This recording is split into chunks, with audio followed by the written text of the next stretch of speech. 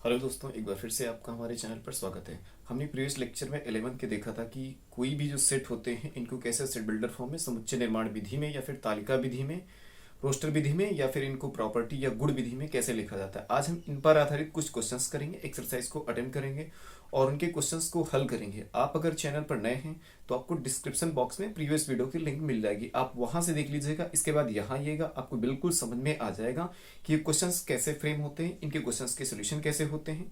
बिल्कुल ना देर करते हम आगे बढ़ते हैं अपने क्वेश्चंस की तरफ। मान लिया अपने पास में क्वेश्चन कुछ ऐसे लिखे गए हैं जिनको हमें लिखना है।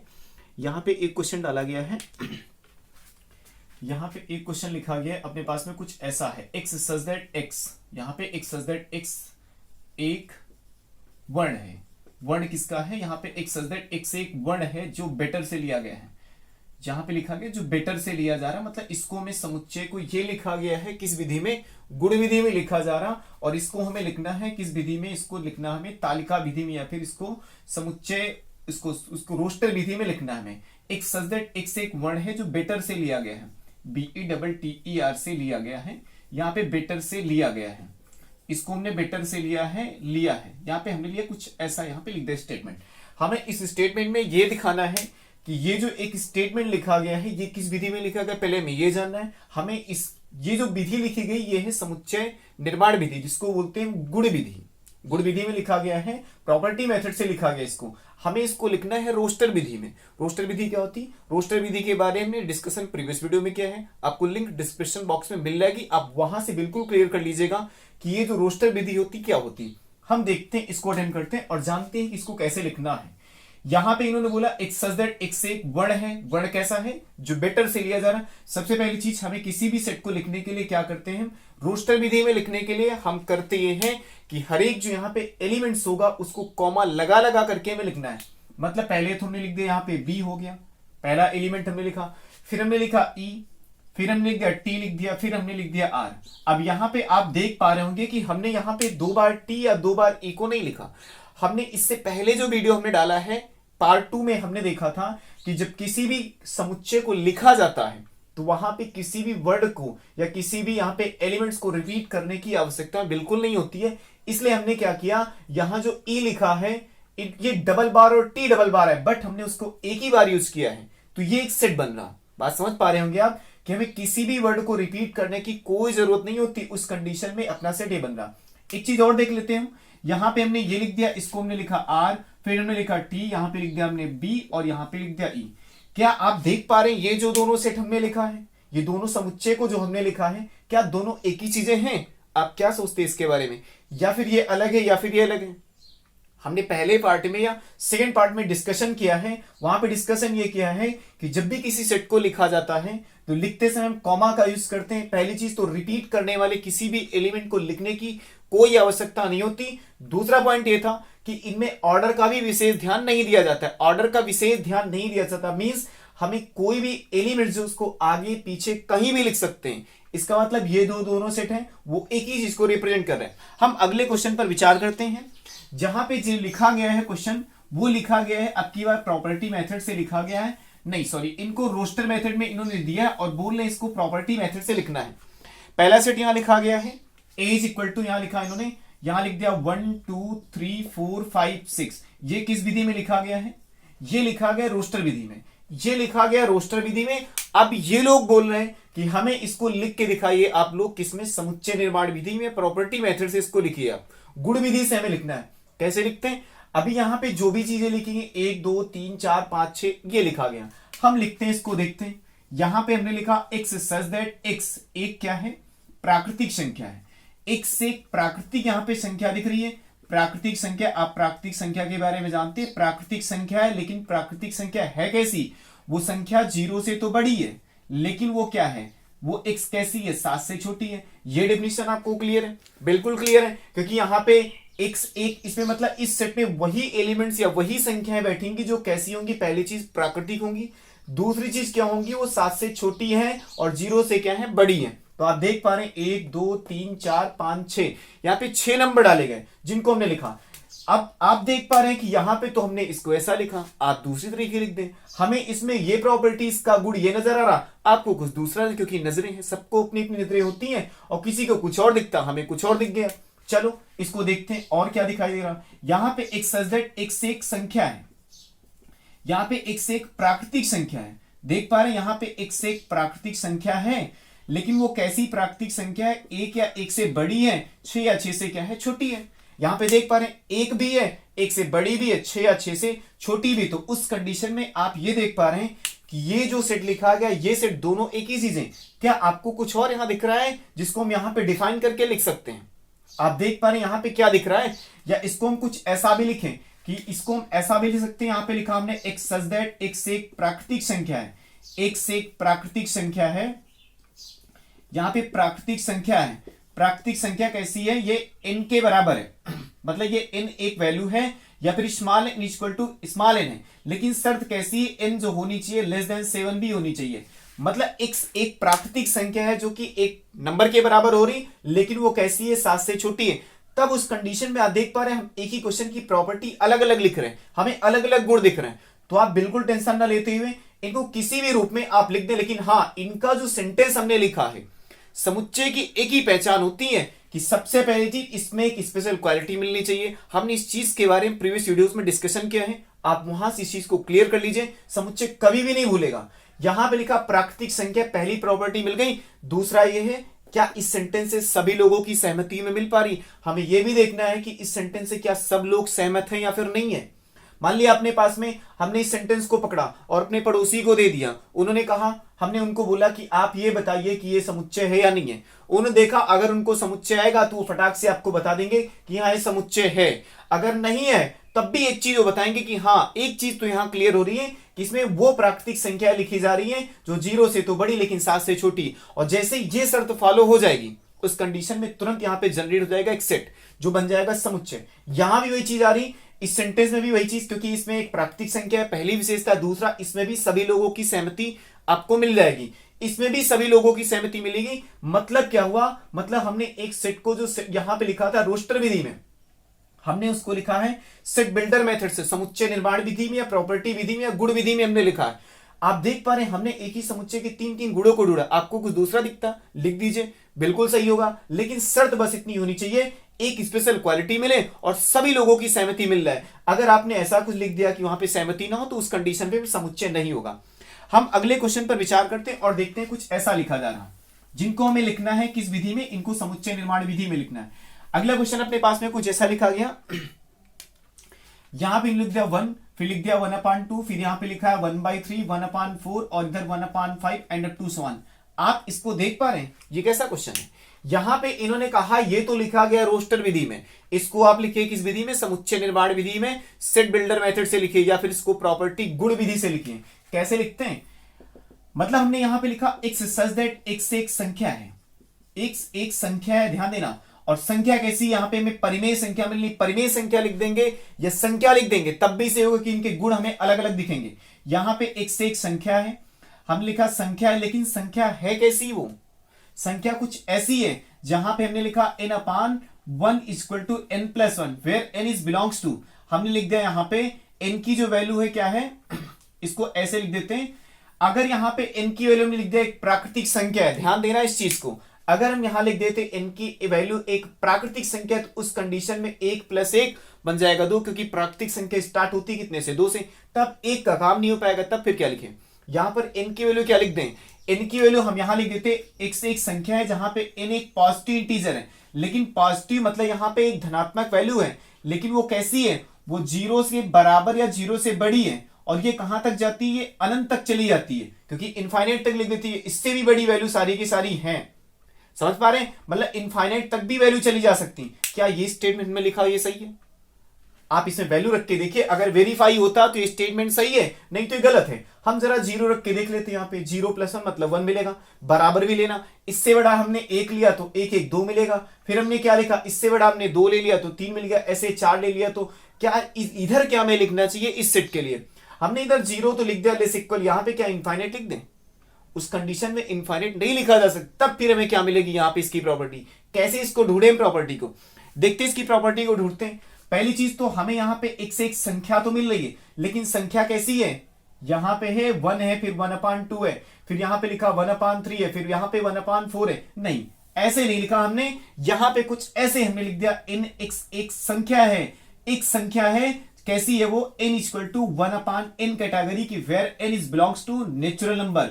मतलब क्या हुआ कि n एक ऐसी संख्या है जो 1/n के रूप की है, लेकिन n की वैल्यू क्या है, एक प्राकृतिक संख्या है। देख लीजिए आप क्या मिल पा रहा है, जरा एक रखे, देखिए यहां पे तो मिल जाएगा कितना, n की जगह पे एक रखेंगे तो उस कंडीशन बनेगा 1/1, मतलब ये जो 1 लिखा है इसको 1/1 भी लिख सकते हैं। दूसरा यहां पे 2 रख के देखिए, आगे रखते जाइए 1/2 मिलेगा, फिर 1/3 मिलेगा, फिर 1/4, 1/5, ऐसे डाट डाट डाट अनंत तक चले जाएंगे। आप देख पा रहे हैं कि हमने इसको जो ये रोस्टर विधि में लिखा गया था, इसको हमने प्रॉपर्टी मेथड से लिखा है। कितना सिंप्लीफाई वेरीफाई हो रहा है। मतलब क्या हुआ कि ये जो लिखा गया स्टेटमेंट, दोनों स्टेटमेंट एक ही चीजों को रिप्रेजेंट करते हैं। आप हमें बताइए कि ये जो लिखा हमने, इसका ये जो प्रॉपर्टी सही है या फिर गलत है। उस कंडीशन में अगर हम बात करें तो ये एक से एक ऐसी संख्या है, कैसी संख्या, जो 1/n कैटेगरी की है, इस प्रकार की, लेकिन जो स्मॉल n है वो क्या है, एक प्राकृतिक संख्या है। मतलब ये जो रोस्टर विधि में लिखा गया था, इसका समुच्चय निर्माण या फिर प्रॉपर्टी मेथड में हमने कुछ ऐसा लिख दिया।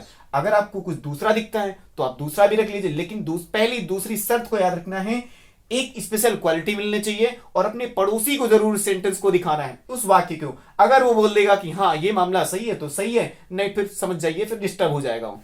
हम अगले प्रश्न पर विचार करते हैं। यहां पे लिखा है, यहां पे लिखा जा रहा है अगला प्रश्न, कुछ ऐसे इन्होंने लिख दिया। यहां पे इन्होंने लिखा कुछ ऐसा, यहां पे लिख दिया 0 है, फिर 3 लिख दिया, फिर 6 लिख दिया, फिर 9 लिख दिया, 12 लिख दिया, and up to so on, कुछ ऐसा लिखा। आप इस प्रश्न को देखकर क्या सोचते हैं, ये तो 3 का पहाड़ा लिखा गया है, बिल्कुल लिखा है, 3 2 6 9 12 ऐसे लिखा गया। अब इसकी में प्रॉपर्टी लिखनी है, इसका गुण लिखना है, तो कैसे लिख दें। यहां पे हमने क्या किया, हम यहां पे इसका लिख देते हैं x सच दैट। यहां पे ऐसा जरूरी नहीं कि जो हम प्रॉपर्टी या जो गुण हमें दिखाई दे रहा है वही आप भी लिखें। आपको जो गुण नजर आ रहा है वो लिखिए, क्योंकि नजरें सबकी अलग अलग होती हैं। आपको इसमें कुछ और गुण नजर आता उसको लिखिए, हमें कुछ और है हम कुछ और लिखेंगे। लेकिन शर्त ये कि हमारे सेंटेंस से जो हमने लिखा है, जहां पे लिखा गया 0 3 6 9 12, आप इसके बारे में क्या सोचते हैं। ये क्वेश्चन कुछ ऐसा लिखा गया, इसको लिखा गया है रोस्टर विधि में। हमें लिखना है इसको किस विधि में, इसको लिखना है गुण विधि में। और गुण विधि में लिखने के लिए हमें इसकी प्रॉपर्टी को पकड़ना पड़ेगा, उसको देखना पड़ेगा, उसको गुण को ढूंढना पड़ेगा। आप देख पा रहे हैं लिखा 0 3 6 9 12, मतलब ये 3 का पहाड़ा लिखा गया एक प्रकार से। इसको देखें तो यहां पे लिखा एक सच दैट, एक से एक संख्या है, एक से एक संख्या है। वो संख्या कैसी है, एक से एक संख्या है, लेकिन संख्या कैसी है, यहां पे x बराबर क्या है 3n, ये 3 का गुणांक है, लेकिन n क्या बिलोंग कर रहा है नेचुरल नंबर से, n की वैल्यू क्या प्राकृतिक संख्या हम यहां पे लिख सकते हैं। मतलब यहां पे 0 भी लिखा गया है, 3 भी है, 6 भी है, 9 भी, 12 भी है। इसका मतलब क्या हुआ, अगर इस प्रॉपर्टी को यहां लिखते हैं तो क्या वेरीफाई हो पा रही है। जैसे ही हमने इसको लिखा कि n की वैल्यू प्राकृतिक संख्या, तो प्राकृतिक संख्या में 0 नहीं आता है, और 0 नहीं आता है मतलब ये सेंटेंस फिर गलत होगा। फिर क्या लिखे इस चीज को, हम कैसे इसकी प्रॉपर्टी को डिफाइन करें कि यहां पे इस सेंटेंस को जिसको भी दिखाए तुरंत ये सहमत हो जाए। हाँ, एक चीज तो मिल गई है कि ये जो सारे के सारे नंबर हैं वो क्या है, 3 के गुणांक हैं। ये 3 के तो गुणांक मिल गए हैं, लेकिन यहां पे हम इस चीज को कैसे डिफाइन करें, यहां पे 0 मिल रहा है। चलिए देखते हैं क्या ये 3 से डिफाइन होने पर मिल जाएगा, या फिर इसको किसी और तरीके से हम लिख दे। इसको क्या ऐसा भी लिख सकते हैं। यहां पे हमने लिखा कुछ ऐसा, एक से एक संख्या है जो कैसी है, x बराबर ये, इसको क्या ऐसा लिख देते हैं। यहां पे लिख दिया 3n-1 कैटेगरी की है, n-1 कैटेगरी की, जहां पे n जो है बिलोंग करेगा नेचुरल नंबर से। अब इसको ध्यान से देखिए, क्या कुछ ऐसा इस सेंटेंस को ऐसे लिख सकते हैं। मतलब जैसे ही यहां n एक प्राकृतिक संख्या n की जगह पे 1 रखेंगे तो उस कंडीशन में 1-1 क्या मिलेगा, 0, जो कि पहला हमें मिल पा रहा। दूसरा हमने 2 रखा तो 2 में से 1 घटते ही कितना मिलेगा, 1, मतलब मिलेगा 3। ऐसे बढ़ाते जाएंगे नंबर और बढ़ता चला जाएगा। आप देख पा रहे हैं कि ये जो रोस्टर विधि में लिखा गया था उसकी प्रॉपर्टी हमने लिख दी है।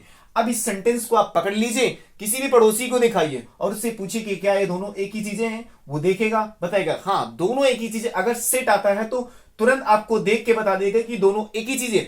नहीं आता है तो एक सेंटेंस जब पढ़ेगा वो कह देगा हाँ बात तो यही है कि 3 का टेबल लिखा गया है, 3 का पहाड़ा है। चलिए हम अगले प्रश्न पर विचार करते हैं। कुछ यहां पे लिखा जा रहा है, एक और प्रश्न यहां पे लिखा है इन्होंने। यहां पे कुछ ऐसे लिख दिया, यहां पे लिखा है 10 लिख दिया, फिर 11 लिख दिया, यहां पे 12 है, 13 है, फिर 14 लिखा इन्होंने, 15 लिखा। आप इसको ध्यान से देखिए और इसकी प्रॉपर्टी को पकड़ने की कोशिश कीजिए। आपको क्या दिख रहा है? हमें इसके गुण को ढूंढना है। गुण मतलब हमने लिखा यहाँ पे एक्स सच दैट एक्स एक संख्या है, लेकिन संख्या कैसी है? हम ये लिख सकते हैं धनात्मक प्राकृतिक संख्या है, लिख देते हैं हम। यहाँ पे धनात्मक लिख दिया, प्राकृतिक संख्या लिख दिया, हमने लिख दिया धनात्मक प्राकृतिक क्या है? एक संख्या है, ये धनात्मक भी है और प्राकृतिक संख्या है। वैसे एक चीज आप जान लीजिए, हमने यहाँ पे धनात्मक कुछ एक्स्ट्रा लगा दिया है। आप अगर समझते होंगे कि जो प्राकृतिक संख्याएं होती वो हमेशा धनात्मक ही होती, इसलिए इसको लिखने की आवश्यकता नहीं है। इस चीज का विशेष ध्यान दीजिएगा, छोटी छोटी बातों पर ध्यान दीजिएगा कि हमने धनात्मक भी लिखा, प्राकृतिक भी लिखा, क्यों लिखा। और एक चीज आपको यह जानना है कि प्राकृतिक तो वैसे भी धनात्मक ही होती है। हाँ, एक सच दैट एक से एक प्राकृतिक संख्या, लेकिन है कैसी? वो है ऐसी कि वो 9 से तो बड़ी है, बट वो 16 से कैसी है? छोटी है। मतलब हमने एक बाउंड्री लगा दी यहां पे कि वो एक प्राकृतिक संख्या है, लेकिन 9 से बड़ी होनी चाहिए क्योंकि 10 से स्टार्ट हो रहा नंबर, और ये 16 से छोटी हो गई। या फिर एक से एक धनात्मक प्राकृतिक संख्या या फिर एक से एक प्राकृतिक संख्या है, शर्त कैसी होनी चाहिए? वो 10 से बड़ी हो या बराबर हो, या 15 से छोटी या उसके बराबर है। इस चीज को हम ऐसे भी लिख सकते हैं। यहां पे 10 से छोटी, सॉरी 10 से बड़ी या बराबर है और 15 से छोटी या बराबर है, हमने ये लिख दिया। इस चीज को और कैसे लिख सकते हैं? इस चीज को क्या हम ऐसे भी लिख सकते हैं? एक धनात्मक संख्या है, लेकिन वो कैसी है? वो है यहां पे इसको क्या हम ऐसा भी लिख सकते हैं? 10 प्लस एन करके, 10 प्लस एन करके, जहां पे एन की वैल्यू, या 10 प्लस इसको हम कुछ और करके लिख सकते हैं। हमने इसको ऐसे लिख दिया कि 9 प्लस एन कैटेगरी की है, जहां पे एन की वैल्यू क्या है? एन जो है अपने पास में वो क्या है?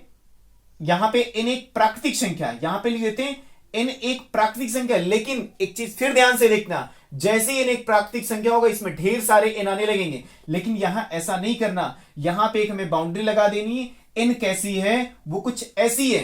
कैसी है? यहां पे एन की वैल्यू पहली बार 1 रखने पर 10 मिलेगा, 2 रख, यहां पे हमने 1 रख दिया 10 मिल गया, 2 रख दिया तो 11 मिल गया, और यहां पे 5 भी हमें रखना पड़ेगा। मतलब क्या हुआ? कुछ इस प्रकार की प्रॉपर्टी भी हमें मिल पा रही। मतलब हमने 1 रखेंगे तो यहां 10 मिलेगा इस कंडीशन में। यहां पे मतलब इस सेट को जो हमने लिखा, इसके में गुण इतने प्रकार से दिखे। आप इनमें से किसी एक को लिख लें और किसी को भी दिखाएं, वो आपकी इस बात से और इन दोनों बातों से क्या होगा? बिल्कुल सहमत होगा। अगर सहमत होता है तो ये जो लिखा गया फॉर्म में ये दोनों सही है, अदरवाइज वो गलत हो रहे हैं। चलिए अगले प्रश्न पर विचार करते हैं। यहां पे लिखा जा रहा है, यहां पे हमने लिख दिया कुछ ऐसा। इन्होंने एक सेंटेंस इसमें यहां लिख दिया, इन्होंने एक 0 लिख दिया। ये क्या है?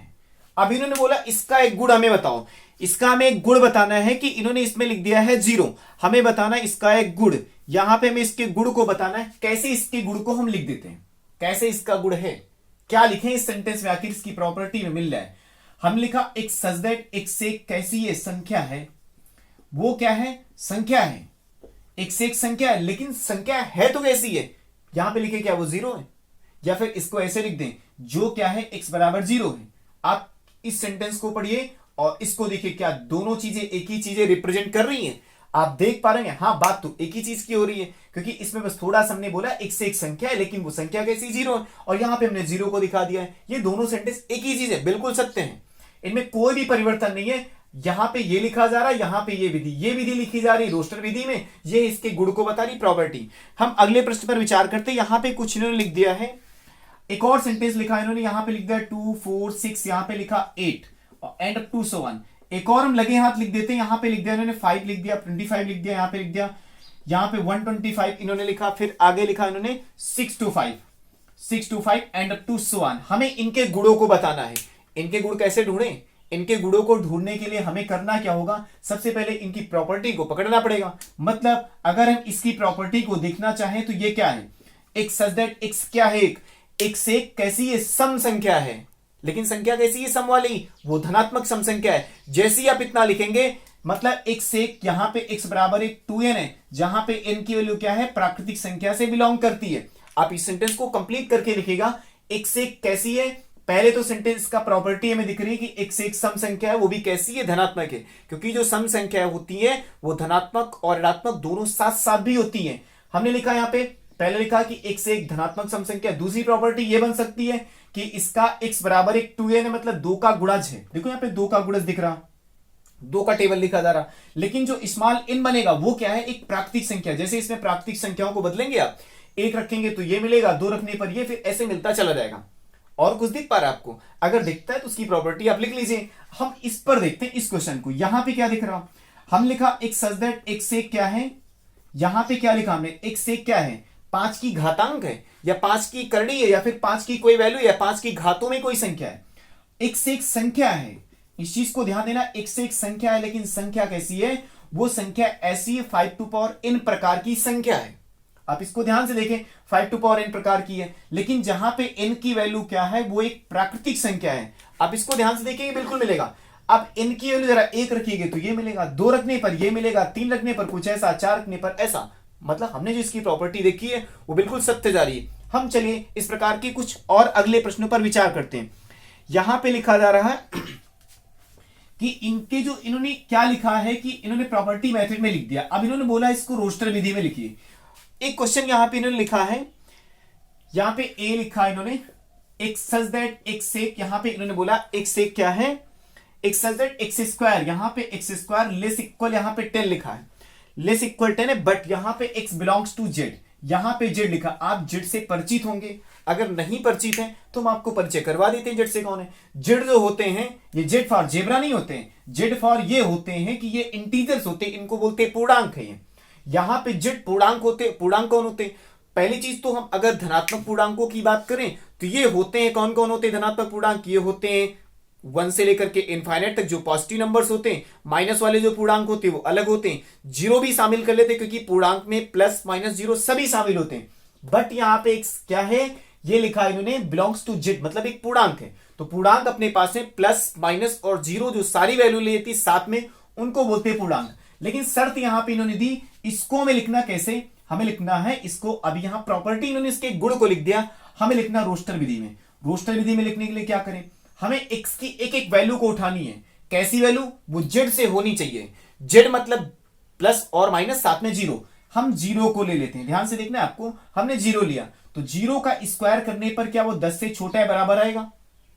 आप क्या सोचते हैं? हाँ बिल्कुल, जीरो का स्क्वायर करने पर जीरो मिलेगा तो 10 से छोटा होगा। चलो हम एक को देख लेते हैं। हमने एक लिखा तो एक का स्क्वायर करने पर 10 से छोटा, मतलब बात जम रही है। जम रही मतलब यहां पे इस कंडीशन को फॉलो कर पा रही। हम जरा -1 भी रख दिए, प्लस -1 रखने पर तब भी मिलेगा, क्योंकि इन्होंने हमसे एक लाइन बोली है कि जो x की वैल्यू क्या है वो जेड है, मतलब पूर्णांक है। पूर्णांक में हमें क्या लिखाना होता है, सारे के सारे प्लस माइनस जीरो सभी को शामिल करना होता है। हमने लिख दिया +-2, इसका भी स्क्वायर करने पर कितना मिलेगा 4, हमने लिख दिया +-3। यहां पे +-3 जैसे लिखेंगे इनका तो स्क्वायर 9 होगा, लेकिन 9 से ऊपर हमें नहीं जाना है क्योंकि जैसे ही 10 हो जाएगा तो बड़ा हो जाएगा, उस कंडीशन में इस शर्त को फॉलो नहीं कर पाएगा, तब ये गलत हो जाएगा। मतलब अपने पास में जो ये लिखा गया था गुण विधि से, इसको हमने किस विधि में लिख दिया, ये बन गया रोस्टर विधि में। आप अगर नए हैं तो आप पीछे वीडियो देखिए, प्रीवियस वीडियो में, और आपको डिस्क्रिप्शन बॉक्स में इसमें लिंक मिल जाएगी, वहां से आप क्लियर कर लीजिए ये कैसे हम इस चीज को यहां पे नोट कर रहे हैं। एक और क्वेश्चन हमने यहां पे लिखा है, यहां पे लिखा जा रहा एक सच दैट, हमने एक सेट यहां पे लिखा, एक सच दैट एक्स एक संख्या है। एक से एक यहां पे इन्होंने बोला वो संख्या कैसी है, एक से एक संख्या है जो कैसी है 1/2n-1 के इक्वल है। लेकिन शर्त ये है, यहां भी शर्त डाली इन्होंने कि 1 है लेस इक्वल, यहां पे है n लेस इक्वल 5। इन्होंने हमसे ये बोला कि यहां पे जो n की वैल्यू आपको रखनी है वो कैसी होनी चाहिए, वो 1 या 1 से बड़ी या 5 या 5 से छोटी होनी चाहिए। मतलब 1 भी हो सकती है, 1 से बड़ी भी, 5 या 5 से छोटी भी, लेकिन कैसी, पॉजिटिव वाली, क्योंकि 1 और 5 के बीच के में देखनी। चलिए इनको रखते हैं बारी बारी से, इनकी वैल्यू को निकालते हैं। पहले हम 1 रख देते क्योंकि बराबर ही है, यहां पे 2 और 1 रखने पर 2 एकम 2 बनेगा, 2 में से 1 घटते 1, मतलब कुल मिला के 1/1 हमने लिख दिया। दोबारा में 2 रखेंगे तो 2 दूना 4 मिलेगा, 4 में से घटेगा कितना मिलेगा 3, और फिर मिलेगा 2 3 6, और 6 में से घटेगा 5, फिर मिलेगा कितना 7, फिर मिलेगा कितना हमें मिलेगा 1 3 5 7 9। अब देखो क्या 5 से ऊपर की वैल्यू हम रख सकते हैं। 5 हमने जैसे ही रखा, यहां पे मिल गया 5 दूना 10, और में से 1 घटाने पर क्या रखनी है, और रखनी कैसी, पॉजिटिव नंबर्स। उस कंडीशन में अगर बात करें तो ये प्रॉपर्टी मेथड में लिखा हुआ था क्वेश्चन, ये आया किस मेथड में, अब रोस्टर विधि में ये लिख गया है। चलिए हम इसी तरीके के अगले प्रश्न पर विचार करते हैं और देखते हैं। हमारे पास में एक क्वेश्चन लिखा गया है, यहां पे लिखा गया है कुछ ऐसा, यहां पे क्वेश्चन ऐसा लिखा गया है, इसमें लिखा जा रहा है कि एक्स सच दैट एक्स, यहां पे लिखा जा रहा है एक्स सच दैट एक्स एक स्वर है। क्या है? एक्स एक स्वर है जो इक्वेशन से लिया गया है, EQUATION से लिया गया है, या ON से लिया गया है, यहां पे लिख देते इससे लिया गया है, मतलब इक्वेशन से ये एक स्वर लिया गया है, उस ये लिखा किस विधि में गया है? पहले तो ये गुण बता रहा है, ये प्रॉपर्टी मेथड में लिखा गया है। अब ये लिखा गया अगर प्रॉपर्टी मेथड में, इसको हमें लिखना किस विधि में? रोस्टर विधि में लिखना है। और रोस्टर विधि में लिखने के लिए आप जानते हैं क्या करते हैं, हर एक एलिमेंट को लिख लिख करके उनके बीच में कॉमा का यूज करते हैं। चलिए हम आगे देखते हैं। विचार किया और देखा हमने कि इस क्वेश्चन को मैं कैसे सॉल्व करना है। ये आपके लिए होमवर्क है, इसमें जितने भी वर्ड हैं उनको कॉमा लगा लगा करके बिना रिपीट के आपको लिखना है। अगर आपको वीडियो पसंद आया हो, समझ में आया तो इसको लाइक शेयर सब्सक्राइब तो कर ही सकते हैं ना, तो कर दीजिए। मिलते हैं नेक्स्ट पार्ट में समुच्चय के प्रकारों के साथ, तब तक के लिए थैंक यू।